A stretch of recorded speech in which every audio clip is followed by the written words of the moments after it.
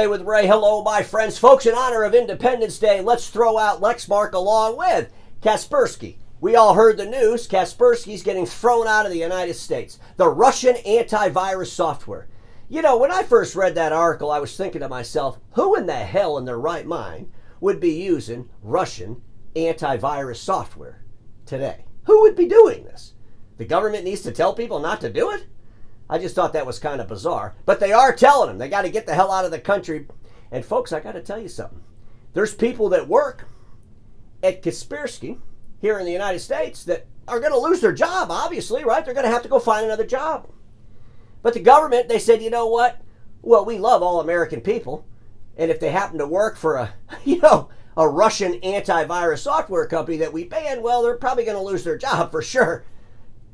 Folks, at the end of the day, these are tough decisions for the government to make. These are tough decisions for individuals to make. But we're going to sit around tomorrow and eat hot dogs and hamburgers. We're going to try out the grill. We're going to cook a new piece of meat. We're going to throw that crap all over Facebook. Look what we're doing on the 4th of July. We're loving life. We're around our families. We're waving the flag. We're shooting out the fireworks. God bless America. And then, of course, on Monday, we'll all get back to the office and decide, oh, I got to sell Lexmark because I got a customer that I need to get that in, and it's going to affect my profit if I make a decision to, not use Lexmark, and that would be a terrible thing. Ladies and gentlemen, patriotic is patriotic. And yes, I do believe that if you do business with 9star or any of its subsidiaries, you are challenging your patriotism. You are challenging it. I believe this. And it's tough. It's a tough thing to have to make a decision that affects your business. But ladies and gentlemen, I look at our industry, those friends of mine that sell supply and service print equipment, and we have a lot of talk in the industry about our veterans. And quite honestly, here's what I want to tell everybody that talks about our veterans inside the print industry. Loving veterans is a damn permission to show up, and every damn American should love our veterans. You're a psychopath if you don't like our veterans. But I believe a lot of folks in our industry, and I hate to say this, but I truly believe this, use the veterans to promote their own nonsense. Let's talk about veterans because that's just a great thing to talk about, and people love veterans. Loving veterans is a damn permission to show up. What we really need to do is respect our veterans. And the best way to respect our veterans is to do things that are right for America. Because don't veterans fight for the rights of America? Let's do things that are right for America. That's the best way to honor our veterans. And yes, we should still love our veterans, and we should still tell our veterans we love them. But the folks that do this every single day of the week, I think it's a little bit, I think it's disingenuous. And I think you're doing it to promote yourself, not really to promote the veterans. Because loving veterans is, in fact, a permission to show up. So, ladies and gentlemen, you've all heard the news. Kaspersky gets thrown out. Uncle Sam giving him the kick, get the hell out of the country. July 20th at 12 a.m., Kaspersky can no longer sell its products to U.S. persons or agree to integrate its software into third-party products, like white-labeled services. Then on September 29th at 12 a.m. Eastern Time, all reselling existing integrations and licensing must cease. Virus definition and app updates will end, as will operation of the Kaspersky security network within the U.S. and on devices belonging to U.S. residents and citizens. Get out, you Russian anti-software. What in the hell? You know what I liked about this? When they said persons or agree to integrated software into third-party products like white-label services. I wish they would say that about 9star. 9star, get the hell out of our country, because they did ban 9star, the PRC that got banned over the forced and slave labor. And they also own a company called Lexmark, right? And Lexmark, 9star, largest subsidiary. Wouldn't it be nice if they said, we're just going to throw you out in every product you touch? Every product is white labeled. God, that would have been so nice. If they would have done that, I wouldn't have had to do episodes like at least once a month. screaming my head off that America needs to wake up to the PRC called 9-Star and throw out every damn one of their subsidiaries, Lexmark being their largest.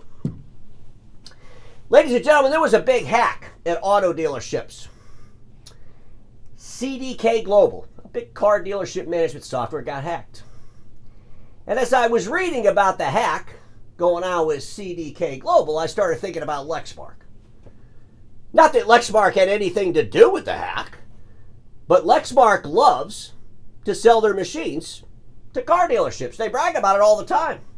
So now I got to ask the American media a question. Does the American media understand that auto dealers use Lexmark equipment? Do you understand that they use Lexmark equipment? Does the American media understand that Lexmark's owners, 9-Star, were banned over the Uyghur Forced Labor Prevention Act? Does the American media know that Lexmark is 9-Star's largest subsidiary? Does the American media understand that Lexmark has really big ties to the Chinese Communist Party through a PRC called 9-Star? Do they understand all that? More importantly, do these car dealerships understand it? Holy smokes. You know, the best way to avoid a threat is to just mitigate it altogether. Just get rid of the threat.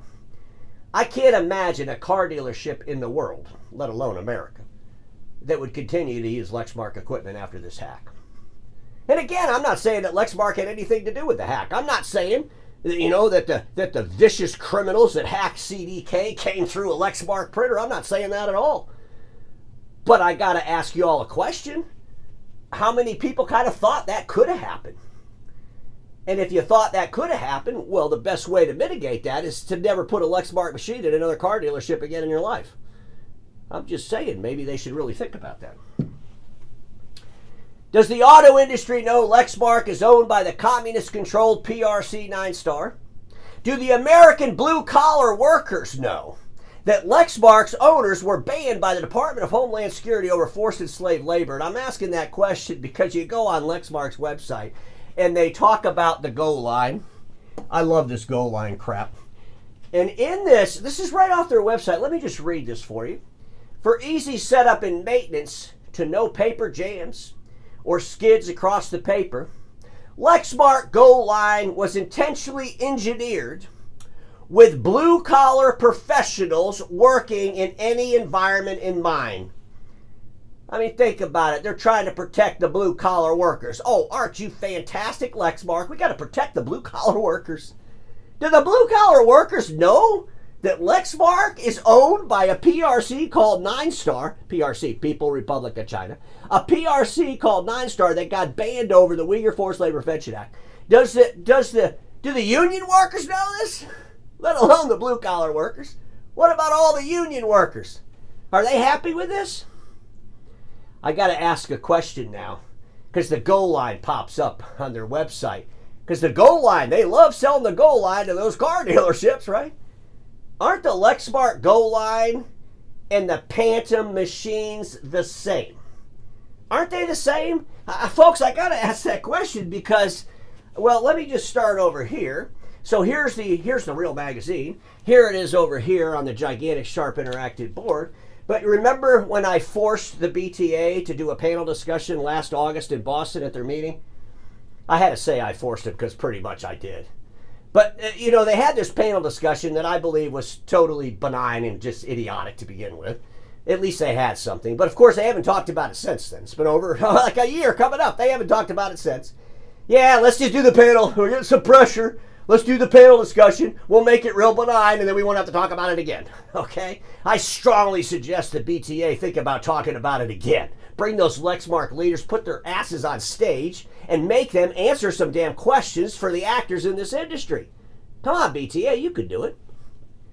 But in this article, it says right here, and this is written by Bob Goldberg. Bob Goldberg just retired, right? He was the lawyer at the BTA. He wrote the damn article. Here's what he said. Phantom printers manufactured by 9-Star compose the Lexmark Go line and are privately labeled for others. What does that mean? I take that to mean that the Phantom machines are the same as the Go line machines. Well, ladies and gentlemen, the Homeland Security, right off their website, Phantom is one of the banned subsidiaries. There's no disputing the Phantom ban. You know, Lexmark can try to hide and say, well, we're not on the list. No, you're just the largest subsidiary of the PRC. I mean, ladies and gentlemen, it's just absurd. We continue after a year to try to make excuses to do business with these crazy people and these subsidiaries of Nine Star.